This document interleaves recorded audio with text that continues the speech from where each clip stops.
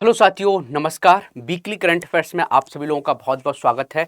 और हम लोग एक तरीके से वीकली करंट अफेयर्स पढ़ेंगे जो आपके एग्जाम के लिए बहुत महत्वपूर्ण है। उत्तर प्रदेश के लिए आप तैयारी करते हैं, यूपी पीसीएस के लिए या आप यूपीएससी के लिए तैयारी करते हैं, तो बहुत महत्वपूर्ण इसमें करंट अफेयर्स को कवर किया गया है। तो चलिए पढ़ते हैं, स्टार्ट करते हैं।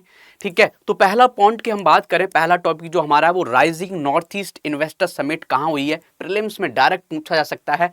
तो आप देखोगे Prime Minister Narendra Modi inaugurated Rising North East Investor Summit 2025 at Bharat Mandapam. तो भारत मंडपम पर ये हुई है, ये आपको पता होना चाहिए। तो प्रीलिम्स में डायरेक्ट क्वेश्चन पूछा जा सकता है कि बताओ ये एक तरीके से rising North East Investor summit कहां पर हुई है। तो ये कहां पर हुई है? भारत मंडपम पर हुई है। और इसका मकसद क्या है? इसका मकसद सिंपल ये है कि इन्वेस्टमेंट को नॉर्थ ईस्ट जो हमारे राज्य हैं उस पर बढ़ावा दिया जाए, नॉर्थ ईस्ट को डेवलप किया जाए। नॉर्थ ईस्ट में क्या है? सेवन सिस्टर्स आपने सुना होगा, जिसमें आप देखोगे कि मेघालय हो गया, आसाम हो गया, अरुणाचल प्रदेश हो गया, मिजोरम हो गया, अगरतला हो गया, मेघालय हो गया, सिक्किम हो गया। जो हमारे नॉर्थ ईस्ट स्टेट्स हैं उनको डेवलप करना है। ठीक है, ये चीजें आपको पता होना चाहिए। और देख लेते हैं तो इसके तहत क्या है? East vision. तो पीएम मोदी ने आउटलाइन किया है कि ईस्ट विजन, ईस्ट विजन का मतलब क्या है? एम्पावर करना है, एक्ट करना है, स्ट्रेंथन करना है और ट्रांसफॉर्म करना है। एक तरीके से फ्रेमवर्क बनाया है, ईस्ट विजन बनाया है। और इसका मकसद क्या है इस इन्वेस्टमेंट समिट का? कि एक तरीके से कनेक्टिविटी बढ़ानी है, ट्रेड को प्रमोट करना है, जिससे एक तरीके से हमारा नॉर्थ ईस्ट डेवलप हो जाए। यही मान लो क्वेश्चन आ जाता है मेंस में आपके कि बताओ वो भारत सरकार नॉर्थ ईस्ट को डेवलप करने के लिए क्या क्या कर रहा है। तो आप ईस्ट फ्रेमवर्क को बताओ, और आप बताओ क्या बोलते हैं राइजिंग नॉर्थ ईस्ट समिट की गई है, इसका जिक्र करो। कनेक्टिविटी के लिए आप देखोगे थाईलैंड म्यांमार इंडिया हाईवे बनाया गया है, म्यांमार थाईलैंड हाईवे बनाया गया है, उसका आप जिक्र करो। सेला टनल बनाई गई है, ये जिक्र करो। भूपेन हजारिका ब्रिज बनाया गया है, ये आप जिक्र करो। ये सब चीजें आप जिक्र कर सकते हो अपने मेंस में। और क्या है? ऑर्गेनिक और ग्रीन इकोनॉमी को भी प्रमोट किया जा रहा है नॉर्थ ईस्ट में, ये भी आप लिख सकते हो। Made in India semiconductor chip, आपने देखा होगा सेमीकंडक्टर जो प्लांट है, सेमीकंडक्टर प्लांट है, वो भी कहां पर लग रहा है? सेमीकंडक्टर जो प्लांट है वो एक तरीके से कहां लग रहा है? वो आप देखोगे आसाम में बन रहा है, ये भी आप जिक्र कर सकते हो। तो एक तरीके से नॉर्थ ईस्ट को डेवलप करने के लिए भारत सरकार ने बहुत से इनिशिएटिव लिए हैं। ठीक है, चाहे वो सेला टनल हो, चाहे भूपेन हजारिका ब्रिज हो, चाहे वो इंडिया म्यांमार थाईलैंड रोड हो, ऐसे कई जो इंफ्रास्ट्रक्चर्स बने हैं उन सभी का जिक्र कर सकते हो अपने मेंस में। ठीक है, तो चलिए नेक्स्ट टॉपिक देख लेते हैं, यशोदा एआई। यशोदा एआई क्या है? तो यशोदा एआई क्या है? तो नेशनल कमीशन फॉर वुमेन ने एक तरीके से महिलाओं को आर्टिफिशियल इंटेलिजेंस में एम्पावर करने के लिए इसको स्टार्ट किया है। प्रीलिम्स में डायरेक्ट क्वेश्चन आ सकता है कि बताओ यशोदा एआई न्यूज में आपने देखा है किस ऑर्गेनाइजेशन ने इसको स्टार्ट किया है। तो आपको पता होना चाहिए नेशनल कमीशन फॉर वुमेन ने इसको स्टार्ट किया है, मतलब राष्ट्रीय महिला आयोग ने इसको स्टार्ट किया है। और इसका मकसद क्या है कि कृत्रिम बुद्धिमत्ता में महिलाओं को एक तरीके से स्किल्ड किया जाए, कि महिलाओं को भी नॉलेज हो कि आर्टिफिशियल इंटेलिजेंस क्या होती है, उसका स्कोप क्या है, कैसे जॉब पा सकते हैं, कैसे स्किल हम सीख सकते हैं। ये एक तरीके से एम्पावरमेंट करने का एक जरिया है। तो किसने किया है? ये नेशनल कमीशन फॉर वुमेन ने किया है। यशोदा एआई आप लिख लो, ये बहुत महत्वपूर्ण है। और एक तरीके से आप इसको मेंस में भी लिख सकते हो, मेंस में भी आप इसको यूज कर सकते हो, ये भी आपको पता होना चाहिए।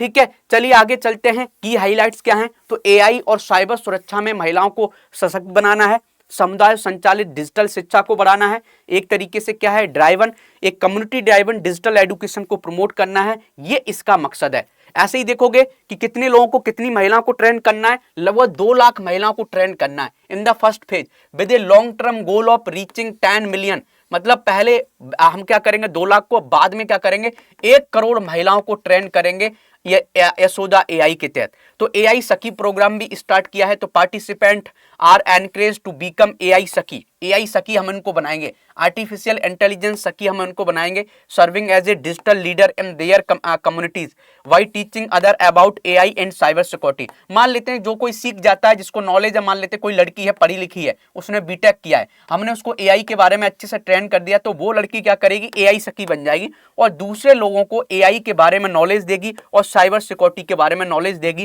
कि साइबर क्राइम्स कैसे होते हैं। आप देखो, मैं एक एग्जांपल आपको दे रहा हूं, बहुत सिंपल भाषा में समझा रहा हूं कि कोई लड़की है और उसका कोई फोटो किसी ने उठाया इंस्टाग्राम पर, वो इंस्टाग्राम चलाती है, उसने कोई वीडियो बना के डाली, लेकिन एआई का यूज करके उसने उसको कोई ब्लैकमेल कर रहा है एआई का यूज करके और बोल दिया कि तुम पैसा नहीं दोगी तुम्हारे घर वालों को, या कुछ सेक्सुअल फेवर मांग रहा है, अब वो कितना प्रेशर में होगी, उसे पता नहीं कि यार ये वीडियोस कैसे पहुंच गए, हमने तो किसी को शेयर नहीं किया। तो ऐसे में क्या होता है, जब अवेयरनेस नहीं होती है तो बहुत से बच्चे होते हैं वो सुसाइड कर लेते हैं। रीजन क्या थी, उनको अवेयरनेस नहीं थी, उनको साइबर क्राइम के बारे में नहीं पता था, उनको एआई के बारे में नहीं पता था कि एआई से कैसे वीडियोस को मॉडिफाइड किया जा सकता है या उनको फोटो को कैसे मॉडिफाइड किया जा सकता है। अगर उसको नॉलेज होती तो वो उसको उस चीज को सही से हैंडल कर लेती। जो भी ब्लैकमेलर था, जो भी एक तरीके से साइबर क्रिमिनल्स था, उसको सही से जवाब देती कि तुम्हें जो करना है करो, हमको सब समझ में आता है। तो कभी कभी क्या होती है कि अवेयरनेस से क्या होता है, कोई पर्सन बहुत स्ट्रांग हो जाता है, उसको पता है कि लाइफ में करना क्या है, क्या हमारे साथ गलत हो रहा है, क्या हमारे साथ सही हो रहा है, ये सब चीजें पता होती हैं। तो इसका मकसद बहुत अच्छा होगा, आगे आने वाले टाइम में बहुत अच्छे से इसका इम्पैक्ट भी पड़ेगा। आगे चलते हैं, Algeria joined new development bank. तो अल्जीरिया ने एक तरीके से न्यू डेवलपमेंट बैंक को ज्वाइन किया है। ये न्यू डेवलपमेंट बैंक किसने बनाई थी, तो आपको पता है ब्रिक्स ऑर्गेनाइजेशन ने बनाई थी, ब्रिक्स ने। ठीक है, ब्रिक्स ने 2014 में इसको बनाया था और 2015 में एक तरीके से इंप्लीमेंट करना स्टार्ट कर दिया था, आपको पता होना चाहिए। ठीक है, एक तरीके से फोर्टलेजुआ डिक्लेरेशन 2014 में हुआ था, उसमें इसको बनाया गया था।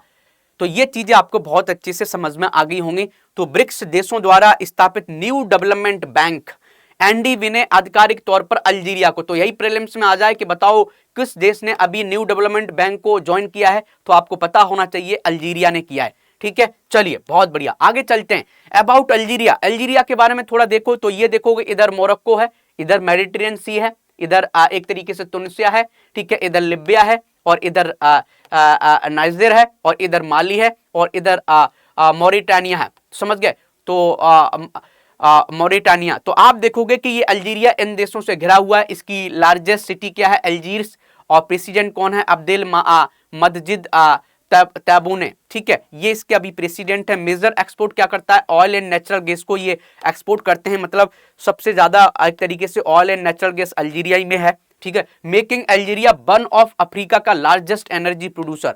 तो लार्जेस्ट एनर्जी प्रोड्यूसर में भी आता है, one of Africa largest energy producer में आता है। तो अल्जीरिया के बारे में कोई क्वेश्चन भी पूछी जा सकता है, कैसे पूछा जा सकता है कि बताओ अल्जीरिया किस किस से अपनी बाउंड्री शेयर करता है, तो ये आपको पता होना चाहिए कि वो किस किस से अपनी बाउंड्री शेयर करता है। ठीक है, चलो आगे चलते हैं और देख लेते हैं कि भैया चोंजिम आंगमो नीज में है। तो ये हिमाचली वुमेन है जो एक तरीके से विजुअली इंपेयर्ड है, मतलब इनकी जो आंखें हैं वो थोड़ी सही नहीं तरीके से काम करती हैं, और उन्होंने माउंट एवरेस्ट पर चढ़ाई की है। तो ये भारत की ऐसी पहली महिला बन गई है। तो हिमाचल प्रदेश की दृष्टिबाधित महिला चोंजिन आंगमो ने माउंट एवरेस्ट पर चढ़ने वाली पहली दृष्टिबाधित भारतीय महिला बनके इतिहास रच दिया है, और ये विश्व की ऐसी दूसरी है। समझ गए, तो पहली है, ध्यान रखना। तो हिमाचल प्रदेश की दृष्टिबाधित महिला चोंजिन आंगमो ने माउंट एवरेस्ट पर चढ़ने वाली दृष्टिबाधित भारतीय महिला बनके इतिहास रचा है। प्रीलिम्स में डायरेक्ट पूछा जा सकता है। आप एआरओ की तैयारी कर रहे हैं, या आप मान लेते हैं यूपीपीसीएस की तैयारी 12 अक्टूबर को एग्जाम देने जा रहे हैं, वहां पर डायरेक्ट पूछा जा सकता है कि बताओ किस महिला ने, चोंजिन आंगमो ने अभी माउंट एवरेस्ट पर चढ़ाई की है, बताओ किस राज्य से है। तो राज्य आपको पता होना चाहिए, हिमाचल प्रदेश से। कहां से है, हिमाचल प्रदेश से। चलो आगे चलते हैं। Uttar Pradesh sets to world record in construction. Uttar Pradesh ने 2 वर्ल्ड रिकॉर्ड बनाए हैं कंस्ट्रक्शन में। तो हुआ क्या है, जो गंगा ई एक्सप्रेस वे है, मतलब गंगा एक्सप्रेस वे जो है, वहां पर हमने 24 घंटे में जो थाई क्रैश बैरियर होता है रोड के जो चारों तरफ बनता है, जहां पर 3 लाइन लगा देते हैं, कोई एनिमल अंदर ना घुसे, सिक्योरिटी वाला नहीं, वो 10 किलोमीटर लंबा बना दिया 24 घंटे में। ऐसे ही 24 घंटे में हमने लगभग 35 किलोमीटर एक बिटुमिनस कंक्रीट रोड भी बनाया है, और ये विश्व में सबसे तेज बनाया है। तो ये एक तरीके से वर्ल्ड रिकॉर्ड बन गया है। तो उत्तर प्रदेश के लिए बहुत बड़ी बात है। तो ये कहां पर बना है, तो ये भी पूछा जा सकता है, गंगा एक्सप्रेस वे पर बना है। तो ये प्रीलिम्स में डायरेक्ट पूछा जा सकता है। तो पहला रिकॉर्ड क्या है, पहला रिकॉर्ड ये हरदोई उन्नाव मंडल में 24 घंटे में 34.2 लेन किलोमीटर बिटुमिनस कंक्रीट बिछाकर बनाया गया है। दूसरा विश्व रिकॉर्ड क्या है, एक ही दिन में 10 kilometre thrie beam crash barrier लगाकर बनाया गया था, जो एक्सप्रेसवे निर्माण के इतिहास में पहली बार हुआ है। तो पहली बार हुआ है कि हमने इतने 2 बड़े काम किए हैं बहुत जल्दी। तो ये क्यों किए हैं, ये इसलिए किए हैं कि भैया PPP model, public private partnership को बहुत अच्छे से इंप्लीमेंट किया जा रहा है, समझ गए। इस पर हमने एक वीडियो भी बनाया है यूपीपीसीएस स्टडी आईक्यू चैनल पर कि कैसे पीपीपी काम करता है, ये रिकॉर्ड कैसे बना है। उसके लिए आप हमारे चैनल पर जाओ, एक नया चैनल बना है, वहां पर हम डेली करंट अफेयर्स भी पढ़ाते हैं। कितने बजे पढ़ाते हैं? 8 AM पर पढ़ाते हैं। कहां पढ़ाते हैं हम current affairs? UPPCS study IQ channel पर, स्टडी आईक्यू चैनल पर आप एक बार जाइए। इस चैनल पर आपको मैं सुबह डेली 8 बजे करंट अफेयर्स पढ़ाता हूं यूपीपीसीएस स्टडी आईक्यू पर। ये तो पीसीएस स्टडी आईक्यू, इस पर सभी स्टेट पीएससी की आपको वीडियो मिलेगी, लेकिन यूपीपीसीएस की आप बस तैयारी कर रहे हैं फोकस होके, दूसरे स्टेट की तैयारी नहीं कर रहे हैं, तो आप यूपीपीसीएस स्टडी आईक्यू पर जरूर आए, ठीक है। चलिए भैया आगे चलते हैं। ग्लोबल रिकॉग्निशन भी है, तो इस उपलब्धि को आधिकारिक तौर पर golden book of world record में किया गया है, एशिया बुक ऑफ रिकॉर्ड्स में भी किया गया है, इंडियन बुक ऑफ रिकॉर्ड्स में भी दर्ज किया गया है। रणनीतिक स्थान क्या है? इसका निर्माण हरदोई और उन्नाव जिलों के बीच हुआ, जो 594 किलोमीटर लंबे एक्सप्रेस वे पर एक महत्वपूर्ण खंड है। तो ये गंगा एक्सप्रेस वे पर ये रिकॉर्ड बनाया गया है कि गंगा एक्सप्रेस वे पर हमें क्या लगाना था? हमको भैया क्रैश बैरियर्स लगाना था, 10 किलोमीटर लंबा क्रैश बैरियर्स लगाया हमने, समझ गए। और हमने एक कंक्रीट बिटुमिनस कंक्रीट रोड भी लगभग 34 किलोमीटर के आसपास हमने बनाया। अब देख लेते हैं सरस्वती पुष्करलू 2025 पुरस्कार मिला है। तो सरस्वती पुष्करलू 2025 एक पवित्र नदी उत्सव है। तो पवित्र नदी उत्सव है जो हर 12 साल में एक बार मनाया जाता है, जो भूमवत सरस्वती नदी को समर्पित है। तो नाम से यह सरस्वती पुष्करलू 2025 फेस्टिवल।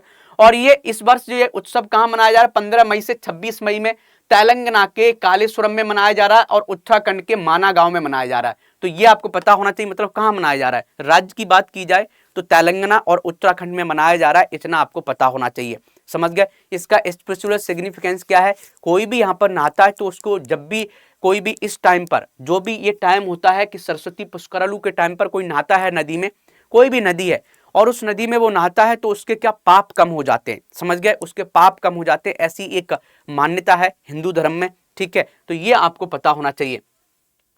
अब हम देख लेते हैं India became world's 4th largest economy. तो ये नीति आयोग के सीईओ ने बताया है कि इंडिया 4th लार्जेस्ट इकोनॉमी बन गई है। तो आपको पता भी है कि हम 4th लार्जेस्ट इकोनॉमी बन गए। हमने पीछे किसको किया है? जापान को किया है। तो जापान की जो इकोनॉमी है वो कितनी थी? 4.86 ट्रिलियन डॉलर, ट्रिलियन, और इंडिया ने कितना किया? 4.187 ट्रिलियन डॉलर। तो आप देखोगे थोड़ा सा पॉइंट से हमने जापान को पीछे किया है, ठीक है। और आने वाले 2-3 साल में हम जो तीसरे नंबर पर कौन है? पहले नंबर पर कौन है? अमेरिका 30 ट्रिलियन के डॉलर के आसपास है। दूसरे नंबर पर कौन है? 20 ट्रिलियन डॉलर के आसपास कौन है भाई? चीन है। तीसरे नंबर पर आता है जर्मनी। तो जर्मनी को हम 1-2 साल में पीछा कर देंगे और हम तीसरी लार्जेस्ट इकोनॉमी बन जाएंगे, क्या आपको पता होना चाहिए। तो क्यों बन पा रहे हैं? हमारे इंफ्रास्ट्रक्चर बढ़ रहा है, इन्वेस्टमेंट बढ़ रहा है, तो भारत की जो ग्रोथ रेट है हमारी जीडीपी की वो भी बहुत अच्छी है। तो ये सब पॉइंट्स आपको पता होना चाहिए। तो हमारे इकोनॉमिक माइलस्टोन है, हमने एक तरीके से जापान को पीछे किया है, ये सब आपको पता होना चाहिए। आईएमएफ ने भी बोला है। और आने वाले टाइम में 2 से 3 साल में हम एक तरीके से जर्मनी को भी पीछे कर देंगे और 3rd लार्जेस्ट हम इकोनॉमी बन जाएंगे। ये पॉइंट्स आपको समझ में आना चाहिए। ऐसे ही देख लेते हैं बफर में सफर योजना। तो एक तरीके से यूपी गवर्नमेंट ने ये योजना लेके आए हैं कि बफर में सफर, और इस योजना का मकसद क्या है? इको टूरिज्म को बढ़ावा देना। तो ये मेंस में भी आप लिख सकते हो, इको टूरिज्म को बढ़ावा देने के लिए बफर में सफर योजना को एक तरीके से इंप्लीमेंट किया गया है उत्तर प्रदेश सरकार ने। तो उत्तर प्रदेश सरकार बफर में सफर योजना शुरू करने जा रही है, समझ गए। इको टूरिज्म को बढ़ावा देने के लिए अच्छे तरीके से आप लिख सकते हो, इको टूरिज्म एक्सपेंशन होगा, कम्युनिटी एंगेजमेंट होगा। जो कम्युनिटी जहां पर ये टूरिज्म बढ़ाया जाएगा उसका एक तरीके से बेनिफिट भी होगा, लोकल टूरिज्म भी बढ़ेगा। ये सब आपको समझ में आ जाना चाहिए, ठीक है। चलिए बढ़िया है, आगे चलते हैं। मॉनसून सफारी भी एक तरीके से खोला गया है। मॉनसून सफारी क्या है? मॉनसून सफारी पारंपरिक वन्यजीव पर्यटन के विपरीत इस पहल से बरसात के मौसम में भी सफारी की अनुमति मिलेगी, जिससे पूरे साल इको टूरिज्म सुलभ हो जाएगा। नए पर्यटक सर्किट भी बने, भीरा हो गया, मोहम्मदी हो गया, सैमराई झील हो गई। तो ये एक तरीके से हमने टूरिज्म सर्किट भी बने। तो ये पॉइंट सब आपको पता होना चाहिए। एक बार आप लिख लो और कैसा लग रहा है एक बार कमेंट करके ही बताओ, सही लग रहा है कि नहीं लग रहा है, ठीक है। अच्छे तरीके से एक बार इसको लिख लो।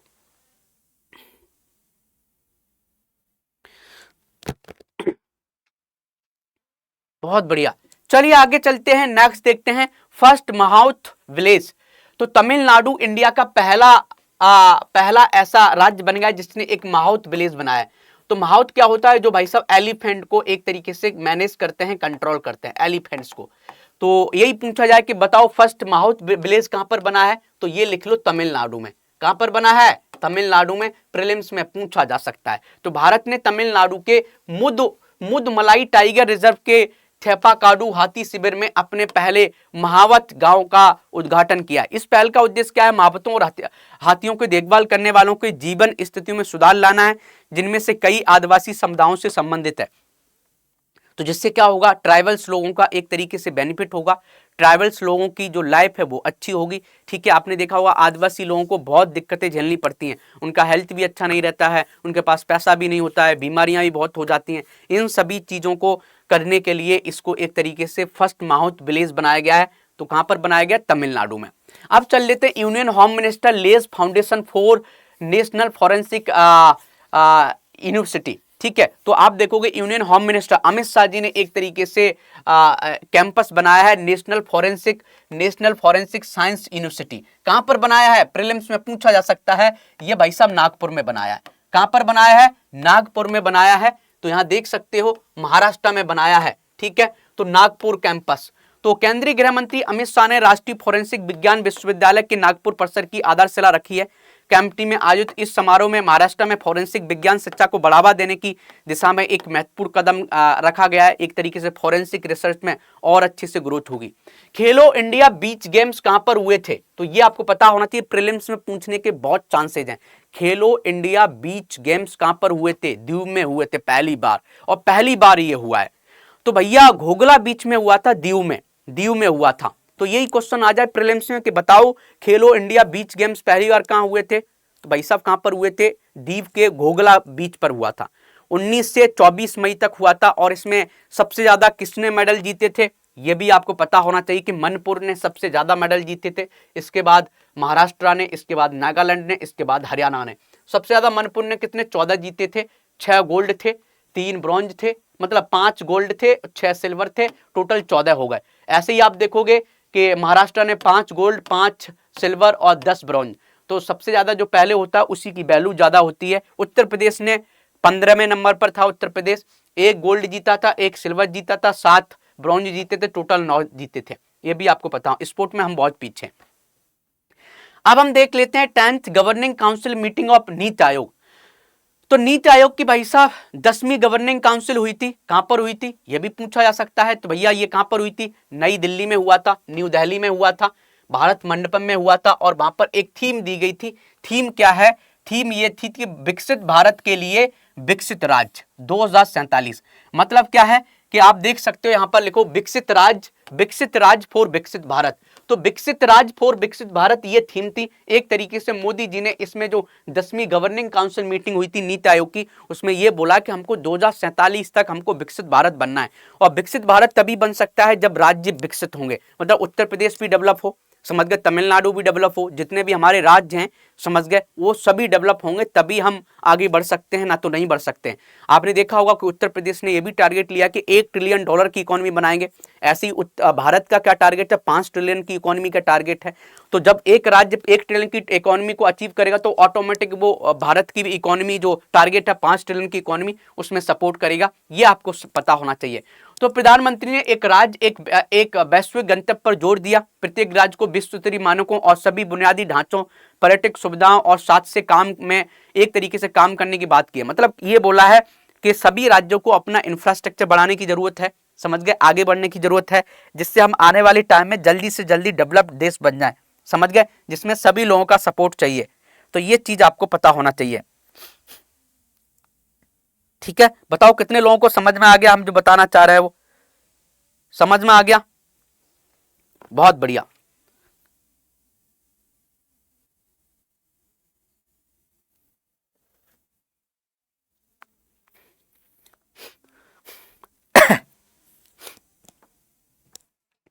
चलो बहुत बढ़िया, ये अच्छे से समझ में आ गया होगा।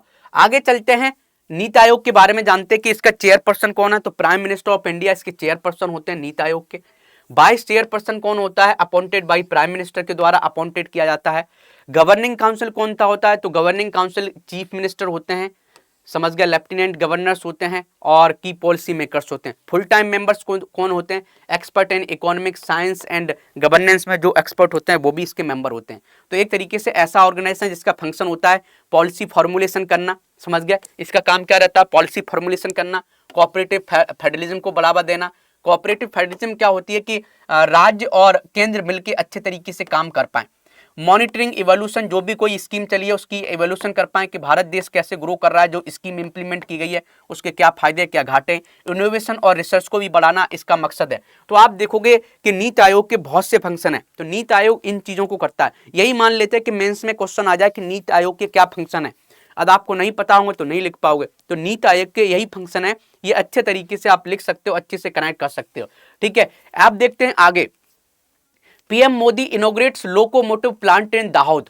तो भाई साहब लोकोमोटिव प्लांट कहां पर बनाया? दाहोद गुजरात में है। तो प्रधानमंत्री नरेंद्र मोदी ने गुजरात के दाहोद में एक लोकोमोटिव विनिर्माण संयंत्र का उद्घाटन किया। तो पूछा जा सकता है कि बताओ लोकोमोटिव प्लांट जो दाहोद में, बताओ कौन से राज्य में? तो राज्य आपको पता होना चाहिए, गुजरात में। डायरेक्ट प्रीलिम्स में पूछा जा सकता है, लिख लीजिएगा। तो ये सुविधा घरेलू उपयोग और निर्यात दोनों के लिए 9000 HP इलेक्ट्रिक इंजन का उत्पादन करेगी, जिसमें ऊर्जा दक्षता बढ़ाने के लिए पुनर्योजी ब्रेकिंग सिस्टम की सुविधा होगी। विकास परियोजना, पीएम मोदी ने दाहोद में 24,000 करोड़ रुपए की परियोजनाओं का भी शुभारंभ किया है, जिसमें रेल अवसंरचना में सुधार शामिल है। नई ट्रेन सेवाएं, उन्होंने बेरावल और अहमदाबाद के बीच वंदे भारत एक्सप्रेसवे और वलसाड और दाहोद का जोड़ने वाली एक एक्सप्रेसवे ट्रेन की हरी झंडी दिखाई है। तो नई ट्रेन सर्विस भी स्टार्ट होंगी। ये सब पॉइंट्स आप देख लोगे। ठीक है, तो एक तरीके से गुजरात में डेवलपमेंट को बहुत अच्छे से बढ़ाया जा रहा है। अब देख लेते हैं इंडिया की फर्स्ट विस्टाडोम जंगल सफारी ट्रेन। ये कहां पर स्टार्ट की गई है? यूपी में। इंडिया की पहली है और ये भी एक तरीके से इको टूरिज्म को बढ़ावा देगा। तो आप देखोगे उत्तर प्रदेश इको टूरिज्म को बढ़ाने के लिए, टूरिज्म से पैसा कमाने के लिए, टूरिज्म कई टाइप का होता है। आपने देखा होगा रिलीजियस टूरिज्म, समझ गए, कल्चरल टूरिज्म, अब होता है इको टूरिज्म।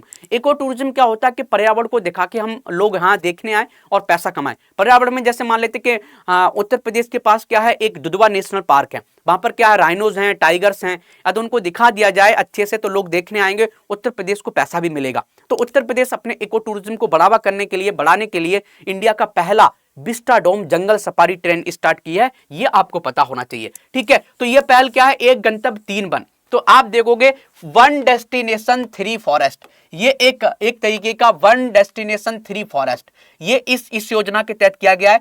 तो वन डेस्टिनेशन 3 फॉरेस्ट क्या है? यहाँ पर दुधना नेशनल पार्क है, कतरनिया घाट है, किशनपुर वाइल्ड लाइफ सेंचुरी है। आप इसको घूमोगे तो एक साथ ये चीजें आप घूम सकते हो। यहाँ पर एक तरीके से पैनोरामिक व्यूज मिलेंगे, एक तरीके से यहाँ पर आपको देखोगे एक तरीके से एनवायरमेंटलिस्ट जितने भी लोग हैं, एनवायरमेंट से रिलेटेड चीजें देखोगे, डिफरेंट बायोडाइवर्सिटी को आप अच्छे से ऑब्जर्व कर सकते हो। और 107 किलोमीटर की जो यात्रा है वो लगभग 4 घंटे में आपको घुमाया जाएगा। पैसा भी ज्यादा नहीं लगेगा, 270 या 280 की इसमें टिकट है। तो आप घूमना चाहते तो आप जरूर घूमें यहाँ जाके। ठीक है, ज्यादा पैसा भी नहीं है, आसानी से आप घूम सकते हो। ठीक है, चलिए भैया आगे चलते हैं कि first Indian to win F2 Monaco GP। तो पहली बार F2 रेस में बजा भारत का नेशनल एंथम, तो किसने जीता है? ये कुश मैनी ने जीता है। तो यही पूछा है, first Indian to win F2 Monaco GP किसने जीता है? कुश मैनी ने जीता है, ये आपको पता होना चाहिए।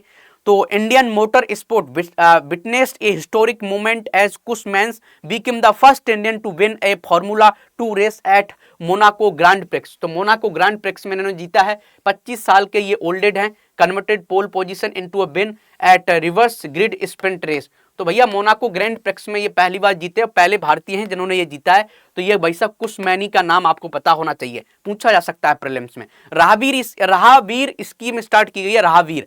तो ये ministry of road and transport के द्वारा स्टार्ट की गई है। राह मतलब रास्ता, वीर मतलब एक योद्धा।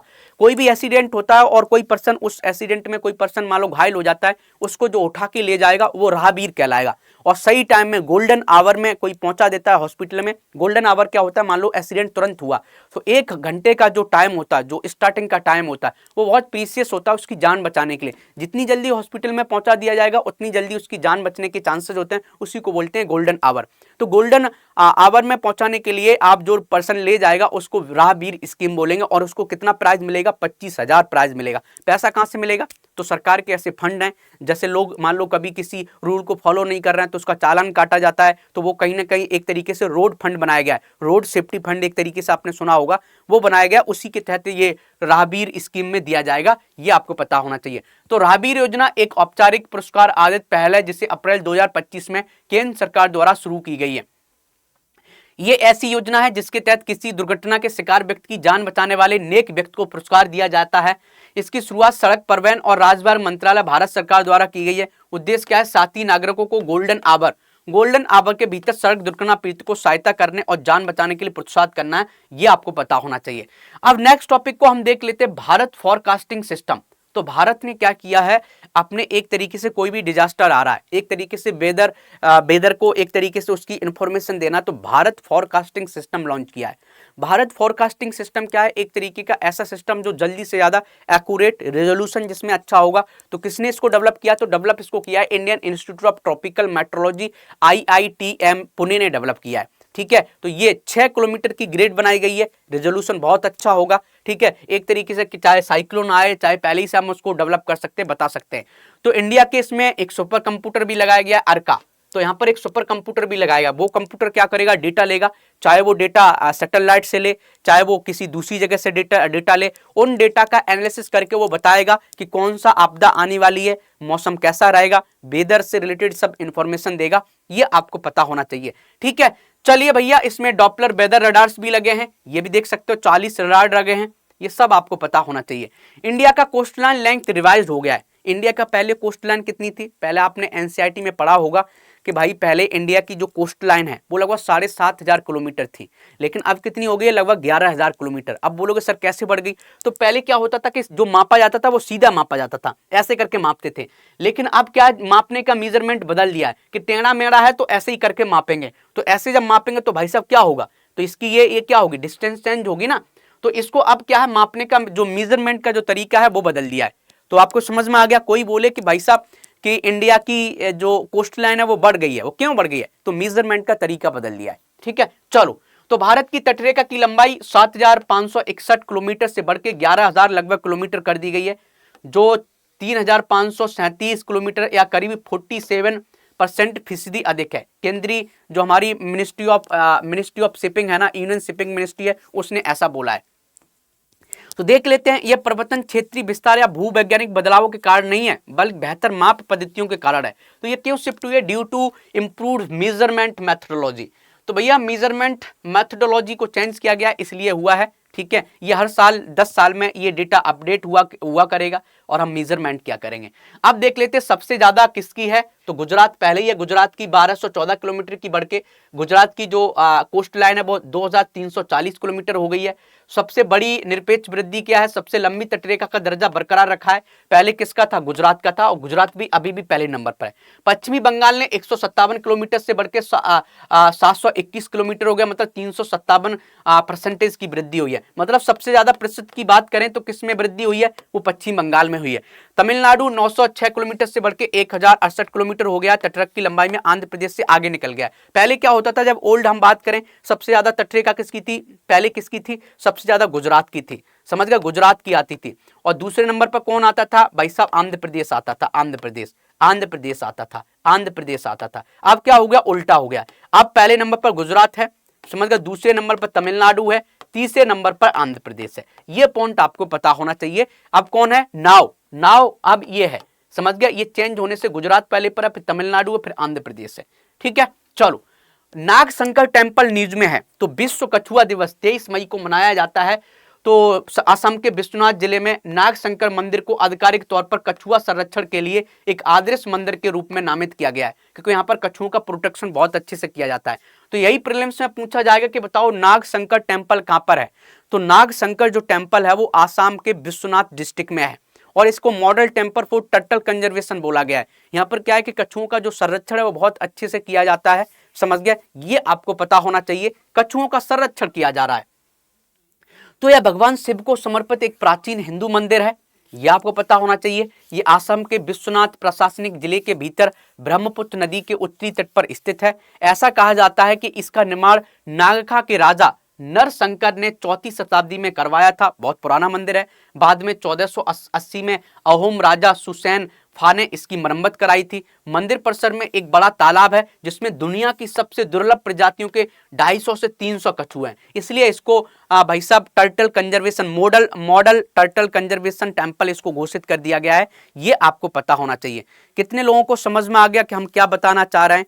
एक तरीके से इसको अच्छे तरीके से कि टर्टल जो है टर्टल घोषित कर दिया गया है। ठीक है, टर्टल के लिए, टर्टल कंजर्वेशन के लिए मॉडल टेम्पल इसको घोषित कर दिया गया है। ये आपको पता होना चाहिए। ठीक है, चलो बहुत बढ़िया।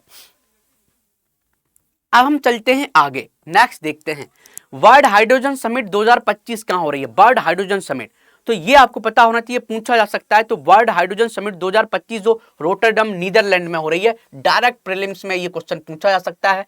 जब ये नीदरलैंड में हुई तो इंडिया से भी यहाँ पर एक प्रेजेंटेशन की कि हम ग्रीन हाइड्रोजन का हम बहुत प्रोडक्शन करने जा रहे हैं। इंडिया ने क्या बोला कि इंडिया ने बोला हम भी रिन्यूएबल एनर्जी में काम करने जा रहे हैं, आने वाले टाइम में हम एक लीडर बनेंगे ग्रीन हाइड्रोजन के लिए।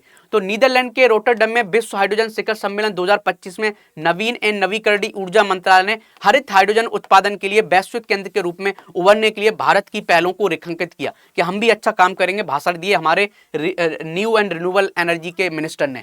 तो ग्रीन हाइड्रोजन का उत्पादन पानी को हाइड्रोजन H2 और ऑक्सीजन O2 में विभाजित करके इलेक्ट्रोलाइसिस के माध्यम से किया जाता है। सौर ऊर्जा जैसे नवीकरणीय ऊर्जा स्रोतों या बायोमास गैसीकरण के माध्यम से संचालित होता है।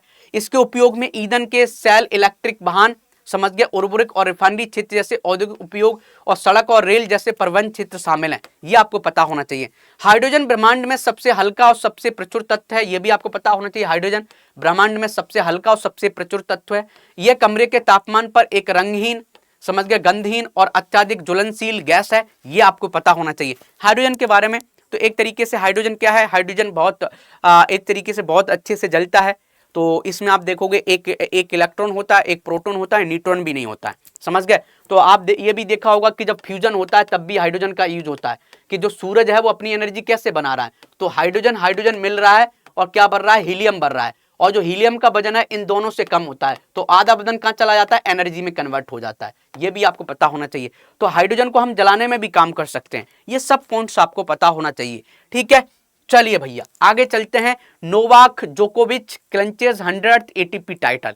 तो अभी ये पूछा जा सकता है कि बताओ 100th एटीपी टाइटल किसने जीता है? तो नोवाक जोकोविच ने जीता है। ये आपको पता होना चाहिए। नोवाक जोकोविच ने 2025 जिनेवा ओपन में अपना 100वां एटीपी एकल खिताब जीतकर एक ऐतिहासिक उपलब्धि हासिल की है। इससे पहले किसने जीता है? जिमी कॉनर्स ने जीता है, 109 बार जीता है। रोजर फेडरर ने 103 बार जीता है। और open era to win 100th और मोर एटीपी टाइटल। तो इतने 3 लोग हैं जिन्होंने 100 एटीपी टाइटल्स जीते हैं। इसमें भाई साहब ये तीसरे पर्सन बन गए। अब देख लेते हैं 9th edition of Indian Mobile Congress. India Mobile Congress कहां पर हुआ है? ये पूछा जा सकता है। और इसकी थीम क्या थी? तो भैया जो इंडिया का मोबाइल कांग्रेस जो 9th एडिशन था वो आपको पता होना चाहिए। ज्योतिरिया सिंधिया जी ने इसको एक तरीके से लॉन्च किया और इसका एक थीम आप समझ सकते हो, इनोवेट टू ट्रांसफॉर्म। ठीक है, ये आपको पता होना चाहिए। और यहां पर एक स्कीम भी लॉन्च की गई थी, संचार मित्र स्कीम। तो केंद्रीय मंत्री सिंधिया ने संचार मित्र योजना का भी शुभारंभ किया, जिसका उद्देश्य था डिजिटल राजदूत के रूप में कार्य करने के लिए व्यापक युवा नेटवर्क को सशक्त बनाना, जिससे दूर संचार पारिस्थितिकी तंत्र और नागरिकों के बीच संबंध और मजबूत होंगे। तो संचार मित्र स्कीम भी बनाई है जिससे लोगों को डिजिटल नॉलेज दी जा सके। इससे क्या हो जाएगा अच्छे तरीके से कि एम्पावर ए वाइडर यूथ, जिससे क्या है डिजिटल एम्बेसडर बनेंगे, लोगों को एक तरीके से टेलीकॉम इकोसिस्टम के बारे में नॉलेज देंगे। ये भी पॉइंट आपको पता होना चाहिए। ठीक है, चलिए भैया आगे चलते हैं। आगे देख लेते हैं Mahendra Gurjar set world record इन जेवलिन। तो महेंद्र गुर्जर ने एक तरीके से वर्ल्ड रिकॉर्ड बना दिया जेवलिन में। क्यों बनाया? ये पैरा एथलीट्स हैं। तो आपने नीरज चोपड़ा का नाम सुना होगा, लेकिन वो भाई साहब क्या है? ओलंपिक्स प्लेयर हैं, लेकिन वो एकदम एक तरीके से नॉर्मल इंसान है, लेकिन ये पैरा एथलीट है। तो महेंद्र गुर्जर ने स्विट्जरलैंड के Nottwil world para athletes grand prix में पुरुषों की F44 भाला फेंक में श्रेणी में कितना भाला फेंक दिया? 61 मीटर, जो बहुत ज्यादा है। और ये नया विश्व रिकॉर्ड इन्होंने हासिल किया है। 27 वर्षीय खिलाड़ी ने 2022 में ब्राजील के रोबर्ट फ्लोरियानी एडेलिनेसन द्वारा स्थापित 59 मीटर का पिछला रिकॉर्ड तोड़ दिया है। तो पैरा एथलीट सुमित अंतल और महेंद्र गुर्जर ने भाला फेंक स्पर्धा में जीते स्वर्ण पदक। ये भी आपको पता होना चाहिए। और रिकॉर्ड किसने बना दिया? रिकॉर्ड बना दिया महेंद्र गुर्जर ने। ये पॉइंट आपको पता होना चाहिए, ठीक है। तो महेंद्र गुर्जर ने क्या किया है? रिकॉर्ड बना दिया है, ठीक है, बहुत बढ़िया। चलो भैया आगे चलते हैं और देखते हैं और क्या है।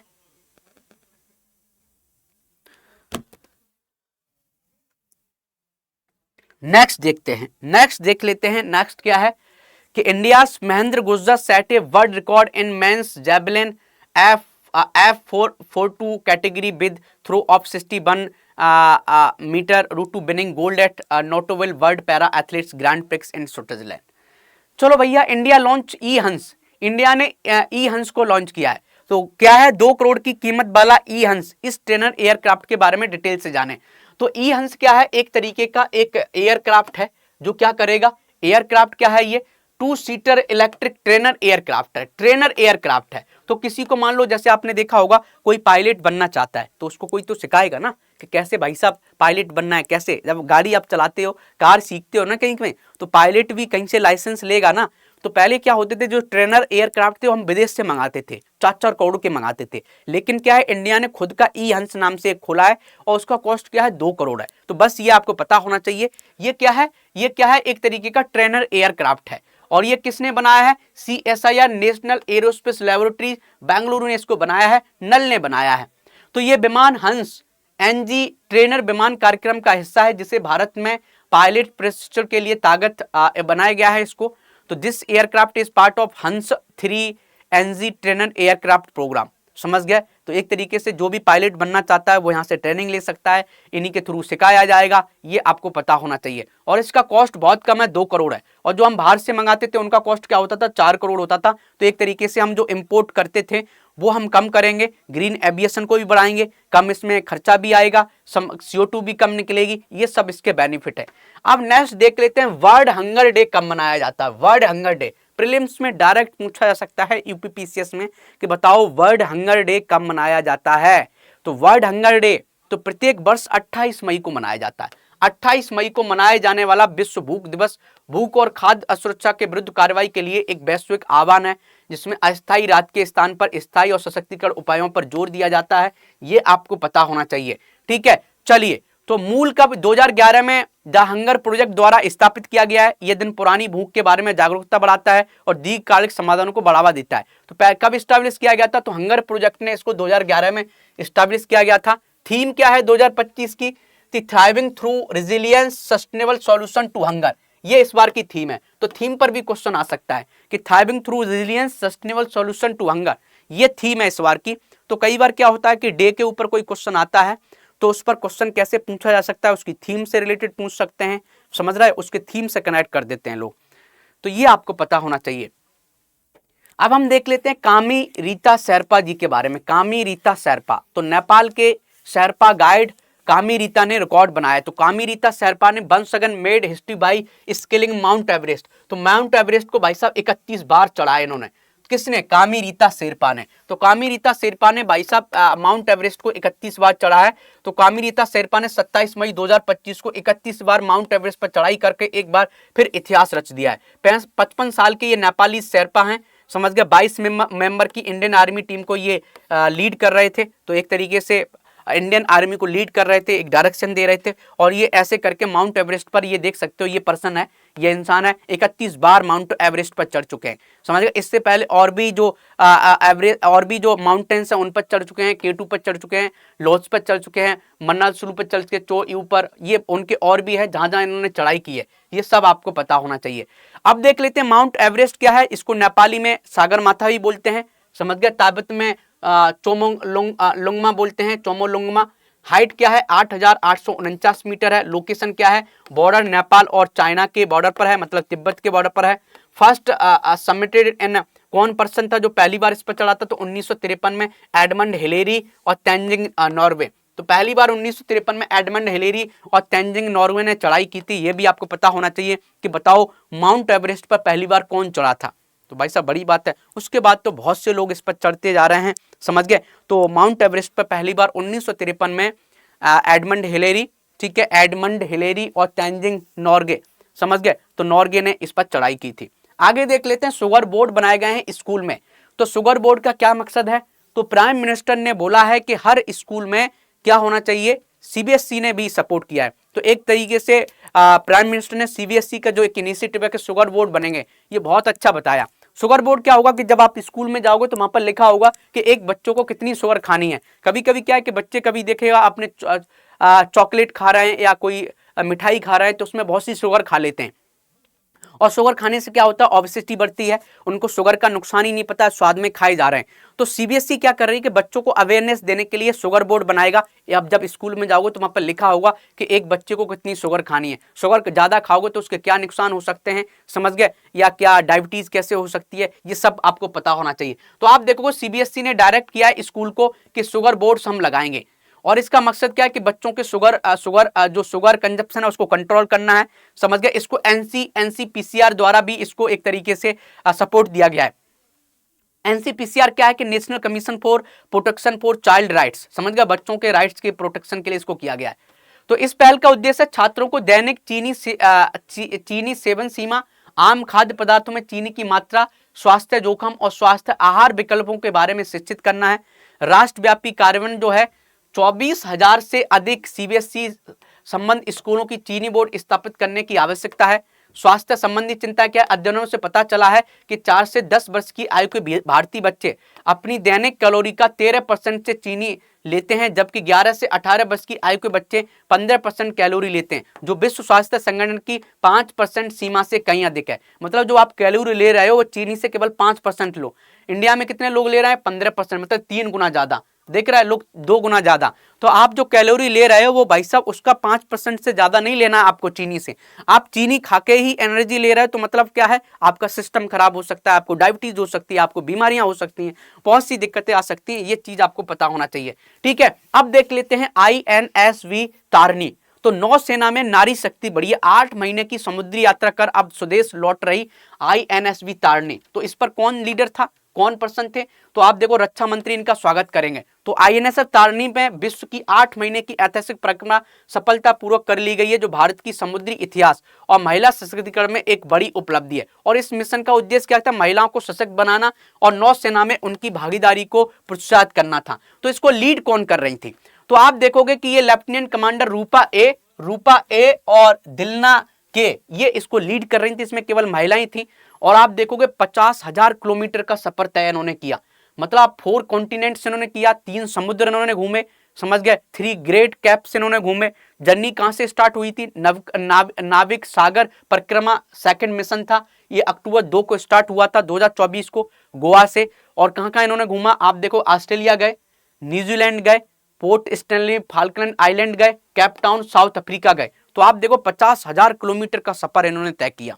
तो अकेले जहाज पर केवल लड़कियां ही लड़कियां हैं और उसको लीड कर रही हैं। तो ये प्रूव कर रहा है कि अब लड़कियां किसी से कम नहीं है, महिलाएं किसी से अब कम नहीं है, हर काम को कर सकते हैं, हर चीज को अच्छे से मैनेज कर सकते हैं, एक तरीके का ये मैसेज है। ठीक है, चलो अब देख लेते हैं जंग-ए-जोर कॉरिडोर प्रोजेक्ट। तो तुर्की पाकिस्तान और अजरबैजान जंग-ए-जोर कॉरिडोर से बुरी तरीके से डरा आर्मेनिया। तो आर्मेनिया को साइडलाइन करने के लिए जंग-ए-जोर कॉरिडोर बनाया गया है, समझ गया। ये रूट क्या करेगा कि जो अजरबैजान का एक जो एक्सक्लेव है, समझ गया, नक्चिवन को ये एक तरीके से कनेक्ट करेगा और आर्मेनिया को साइडलाइन करेगा। तो आप समझ सकते हो इसमें तीनों जो दोस्त देश हैं, तुर्की, पाकिस्तान, अजरबैजान, तीनों मुस्लिम देश हैं, तो ये आपस में इनकी दोस्ती अच्छी है। आर्मेनिया में क्या है, क्रिश्चियन लोग हैं।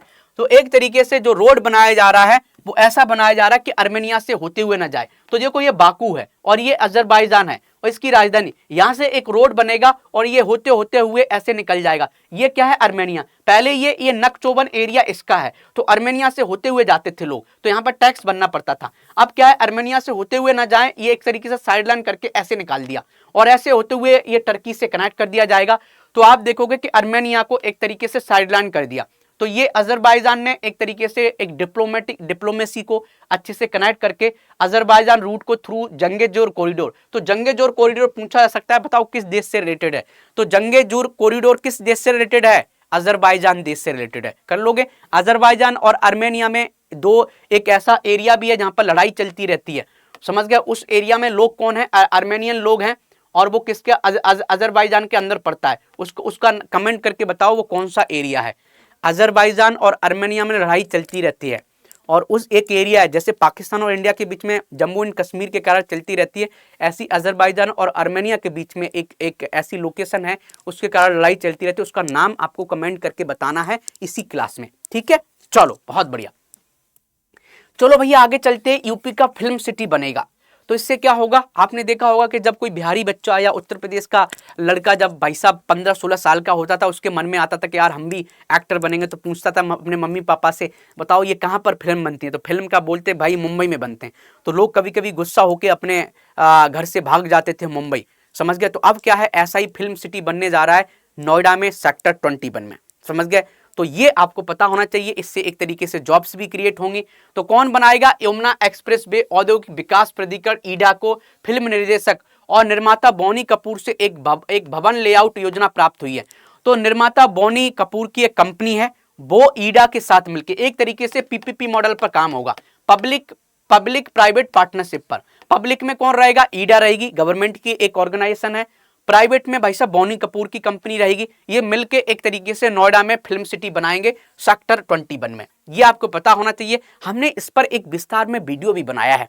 यूपीपीसीएस स्टडी आईक्यू पर जाइए, यूपीपीसीएस स्टडी आईक्यू पर, स्टडी आईक्यू पर आप जाओगे, वहां पर हमने बहुत विस्तार से बनाया है कि उत्तर प्रदेश पर इसका इम्पैक्ट क्या पड़ेगा। क्या जो माइग्रेशन होता था, लोग मुंबई छोड़ के, लोग उत्तर प्रदेश छोड़ के, बिहार छोड़ के जाते थे मुंबई में, क्या वो रुकेगा? क्या हमारा जो उत्तर प्रदेश में जो लोग टैलेंटेड एक्टर्स हैं उनको कैसी ग्रोथ मिलेगी? क्या दूसरा जो हब बनने जा रहा है मूवी का, वो मुंबई ना होके क्या नोएडा बनने जाएगा? ये सब बातें आपको यहाँ पर बताई गई हैं, उसको एक बार आप देख सकते हो, ठीक है। ऐसे ही देखोगे, इंडिया का फर्स्ट जीन एडिटेड सीप बनाया है, तो किसने बनाया है? तो जीन एडिट करके क्या है, इसी के जीन में हमने चेंजेस किए हैं, और ये भेड़ क्या हुई है, थोड़ी मोटी हो गई है, इसके मसल्स थोड़े मजबूत हो गए हैं। ये बनाया है कश्मीर यूनिवर्सिटी ने। तो प्रीलिम्स में पूछा जा सकता है, बताओ किस यूनिवर्सिटी ने जीन एडिटेड भेड़ बनाया है? तो भाई साहब शेर ए कश्मीर यूनिवर्सिटी ने बनाया है। प्रीलिम्स में डायरेक्ट पूछा जा सकता है। इससे क्या हुआ, इसकी 30% इसकी मांसपेशियां की वृद्धि हो गई है, मजबूत हो गई है, जिससे भेड़ का साइज बढ़ गया है, एक तरीके से मीट ज्यादा होगा। इसमें क्या होगा, मीट ज्यादा होगा, ये आपको पता होना चाहिए, ठीक है।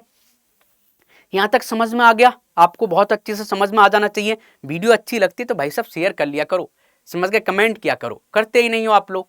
आप डेली पढ़ना चाहते हो तो सुबह आप फिर मुझसे मिलो 8 AM। 8 AM कहां पर मिलोगे? यूपीपीसीएस स्टडी आईक्यू चैनल पर, यूपीपीसीएस स्टडी आईक्यू चैनल पर। ये यूपीपीसीएस के लिए चैनल बनाया गया है, ठीक है। चलो भैया आगे देख लेते हैं, उद्देश्य क्या है। तो इसका उद्देश्य क्या है कि विदेशी डीएनए को शामिल किए बिना, विदेशी डीएनए नहीं डाला गया है, उसी के डीएनए में बस चेंजेस किया गया है और उसकी मांसपेशियों को बढ़ा दिया है। रोग प्रतिरोधी पशुधन है, बेहतर मांस उत्पादन को बढ़ावा दे सकता है। पिछली उपलब्धियां क्या है, इसी कश्मीर यूनिवर्सिटी ने, इसी टीम ने 2012 में भारत की पहली पश्मीना बकरी नूरी का क्लोन बनाया था। तो एक पश्मीना बकरी थी, उसका क्लोन बना दिया था, नूरी का क्लोन भी बनाया था, ये भी आपको पता होना चाहिए। तो ये एक तरीके से ये बायोटेक्नोलॉजी में बहुत से काम करता रहता है ये यूनिवर्सिटी, ये भी आपको पता होना चाहिए। बायोटेक्नोलॉजी में बहुत काम किया इसने, ठीक है। चलो बहुत बढ़िया, आके देख लेते हैं हैदराबाद 3 स्किल 7 समिट चैलेंजेस।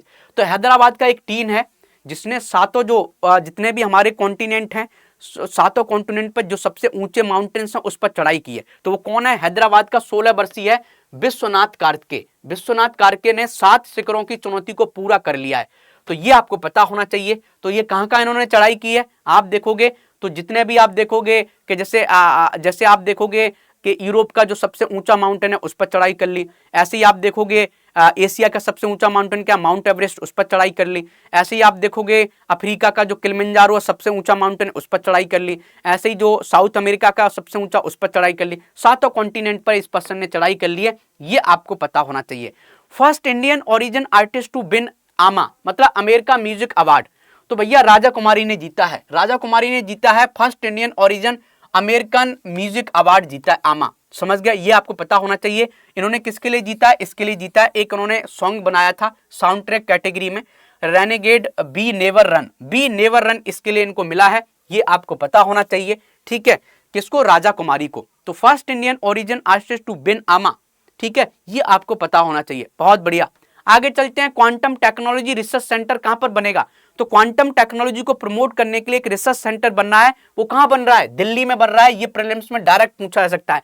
कौन मिलकर बना रहा है? डीआरडीओ मिलकर बना रहा है।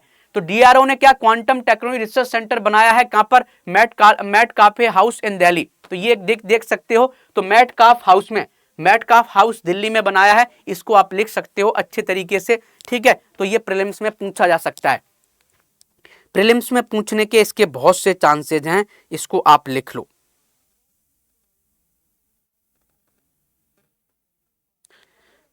बहुत बढ़िया।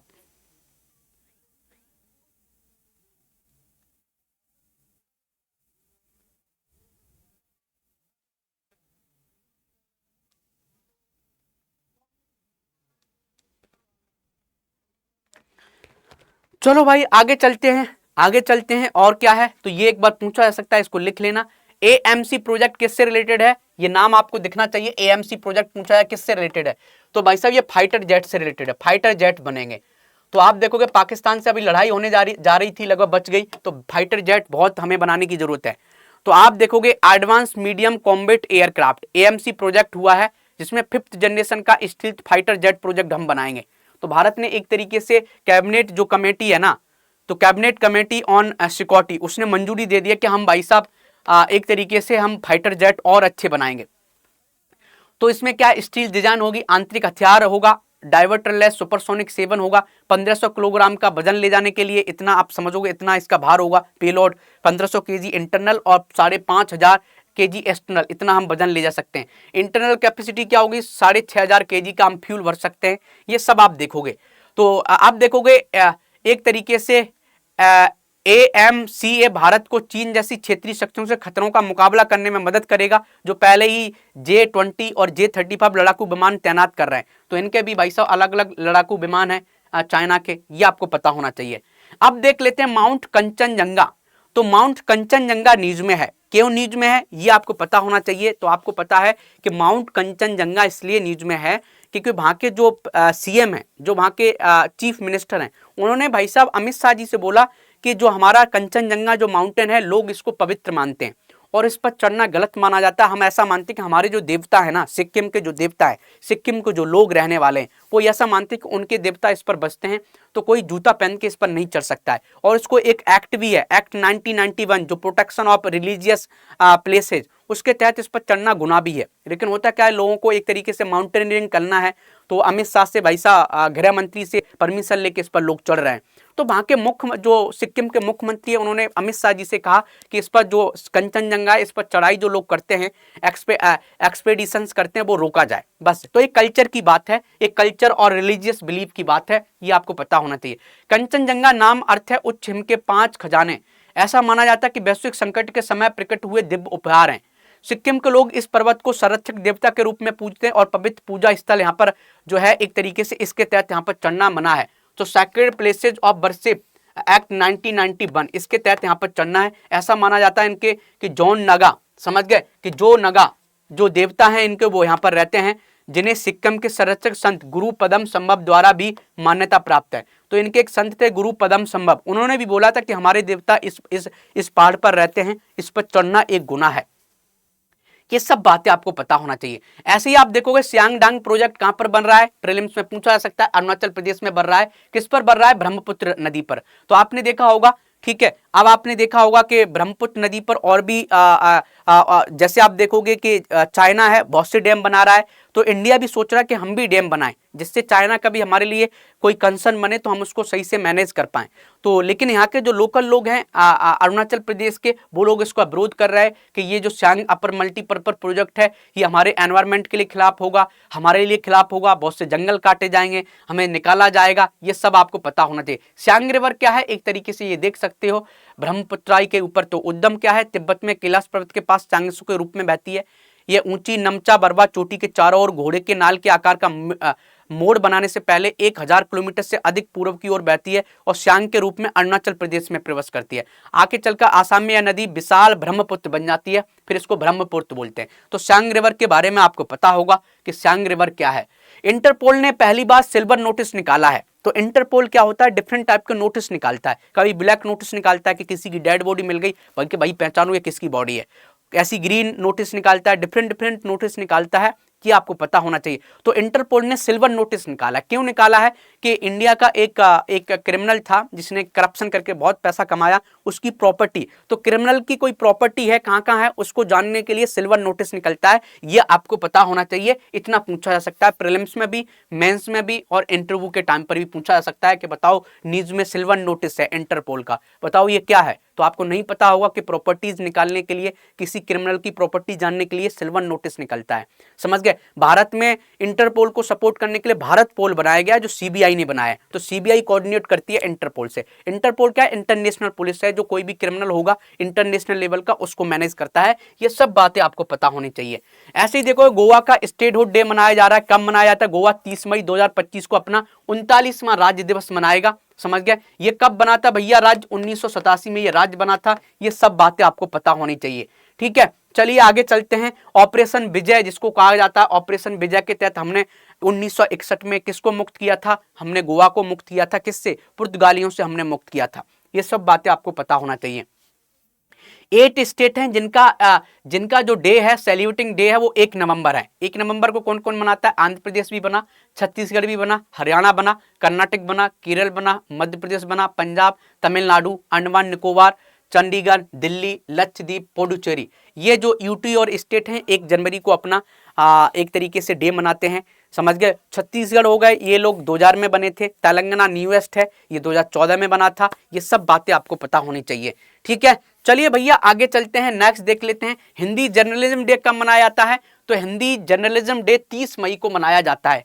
कब मनाया था? तो 1826 में प्रकाशित भारत के पहले हिंदी समाचार पत्र उदंत मार्तंड की स्मृति में मनाया जाता है, जिसे पंडित जुगल किशोर शुक्ला ने कोलकाता से प्रकाशित किया गया था। यह भी पूछा जा सकता है कि हिंदी जर्नलिज्म डे कब मनाया जाता है? तो हिंदी जर्नलिज्म डे 30 मई को मनाया जाता है। क्यों मनाया जाता है? तो 1826 में हिंदी समाचार पत्र उदंत मार्तंड, समझ गए, उदर मार्तंड के स्मृति में मनाया जाता है, जिसको पंडित जुगल किशोर द्वारा कोलकाता से प्रकाशित किया गया था। तो ये भी आपको पता होना चाहिए। आप देख लेते हैं इंटरनेशनल डे ऑफ पोटैटो। समझ गए। पोटैटो कब मनाया जाता है? ये भी आपको पता होना चाहिए। ठीक है, 16वीं शताब्दी से यह यूरोप पहुंचा और फिर पूरी दुनिया में फैल गया। तो संयुक्त राष्ट्र ने 2023 में 30 मई को अंतर्राष्ट्रीय आलू दिवस के रूप में मनाने की बात की गई थी। आलू के प्रमुख उत्पादक राज्य कौन से हैं? उत्तर प्रदेश है, पश्चिम बंगाल है, बिहार है, पंजाब है। भारत का लगभग 30% जो आलू है उत्पादन कहां से होता है? उत्तर प्रदेश में होता है। पहले नंबर पर विश्व में कौन है? चीन है। दूसरे नंबर पर भारत है। और 2050 में भारत चीन को पीछे कर देगा। 2050 में ऐसा माना जाता है कि 2050 तक भारत पहले नंबर पर आ जाएगा। ये भी आपको पता होना चाहिए। ठीक है, ये भी प्रीलिम्स में पूछा जा सकता है कि बताओ 2050 में पहले नंबर पर कौन आ जाएगा? पहले नंबर पर भारत आ जाएगा। यूपी गवर्नमेंट ने भाई साहब मेमोरेंडम ऑफ अंडरस्टैंडिंग साइन किया है। किसके साथ? ऑस्ट्रेलिया की मोनाश यूनिवर्सिटी के साथ।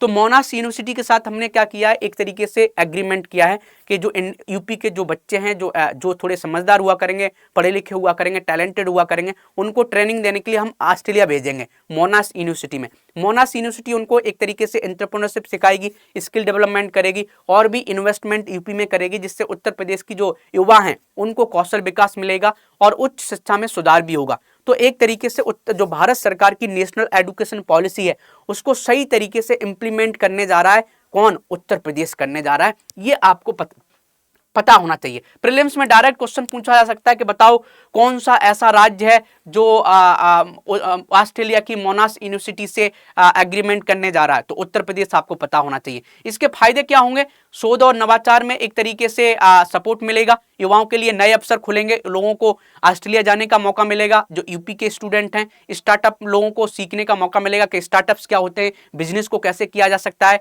स्मार्ट सिटीज और सस्टेनेबल डेवलपमेंट को बढ़ावा दिया जा सकता है। ये सब पॉइंट्स आपको पता होना चाहिए। ये सब चीजें यहाँ पर होंगी।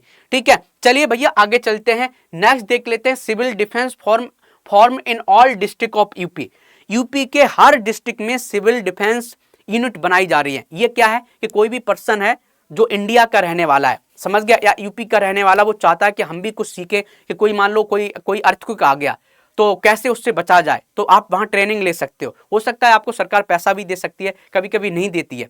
तो सिविल डिफेंस क्या होता है? कोई डिजास्टर हो, कोई युद्ध हो, तो समझ गए उस टाइम पर ये लोग बहुत काम आते हैं। जैसे मान लेते कोई अटैक कर दे पाकिस्तान या कोई दूसरा कर दे, तो उस समय पर जिन लोगों को ट्रेनिंग दी गई, जैसे मान लो मैं आर्मी में नहीं हूं लेकिन मैंने ट्रेनिंग ले ली जाके अपने डिस्ट्रिक्ट के हेडक्वार्टर पर जाके सिविल डिफेंस यूनिट पे कि मुझे ट्रेनिंग दो कि कोई अटैक है तो हमें क्या सावधानी बरतनी है, तो मैं अपने गांव में अपने लोगों को सही तरीके से मैनेज कर सकता हूं।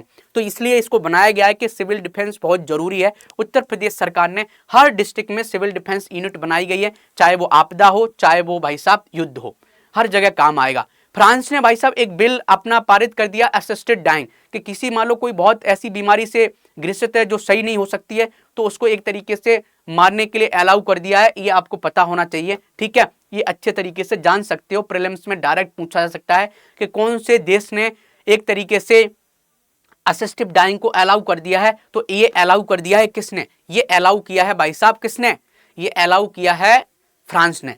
ये हमारा टेलीग्राम ग्रुप है, आप चाहते हो तो आप यहां पर मुझे कनेक्ट हो सकते हो, Yugandhar sir UPPCS and UPSC. ये हमारा इंस्टाग्राम प्रोफाइल है, आप मुझे यहां पर भी कांटेक्ट कर सकते हैं। ये हमारा लिंक्डइन प्रोफाइल है, आप यहां पर भी कांटेक्ट कर सकते हैं। आप मुझसे डेली पढ़ना चाहते हैं तो 8 AM पर हमारी क्लास होती है एक चैनल पर यूपीपीसीएस स्टडी IQ पर, तो आप मुझे वहां पर डेली मिल सकते हैं। यूपीपीसीएस स्टडी IQ पर यहां पर मिलेंगे, ठीक है। और ये हमारे ऑफिशियल अकाउंट है युगंधर सर स्टडी IQ, आप इसको ज्वाइन कर सकते हैं। और ये यूपीपीसीएस स्टडी IQ का एक चैनल है, आप इसको भी ज्वाइन कर सकते हैं, ठीक है। और हमारा ये आरंभ बैच है, आरंभ बैच प्री और मेंस प्लस इंटरव्यू के लिए बहुत अच्छे से सिखाता है। आप चाहते हो कि होलिस्टिक वे में यूपी की तैयारी की जाए, यूपीपीसीएस की तैयारी की जाए, तो आप इस आरंभ बैच को आरंभ 3.0 को ज्वाइन कर सकते हैं। और ये कोड जब आप यूज करोगे तो हाईएस्ट डिस्काउंट मिलेगा योगी लाइव। योगी लाइव को आप यूज करोगे तो आपको सबसे ज्यादा डिस्काउंट मिलेगा। लगभग ये बैच कितने का भी हो, आपको 7,000 का डिस्काउंट मिल जाएगा। 7,000 का डिस्काउंट बहुत, आप देख लो आप, ठीक है। तो ये आपको पता होना चाहिए। और उस चैनल पर यूपीपीसीएस स्टडी IQ चैनल पर सुबह सुबह हमारी क्लास होती है 8 बजे। ये हैं वैभव सर, इनकी 9 AM पर क्लास होती है। ये हैं वेद सर 7 PM पर होती है। ये हैं सुमित सर, इनकी 9 PM पर होती है। ये सब भी आपको पता होना चाहिए। तो चलिए पढ़ते रहिए, मेहनत करते रहिए। जैसे हम बोलते हैं कि जिंदगी का सत्य है मृत्यु, तो डरना नहीं है, सबको मरना है। और आपके सिलेक्शन का सत्य है किताबें और पढ़ाई, और तो भ्रम है। तो भाई साहब जब भी भ्रम होता है किताबें उठा लिया करो। ऑल द बेस्ट, जय हिंद, जय भारत।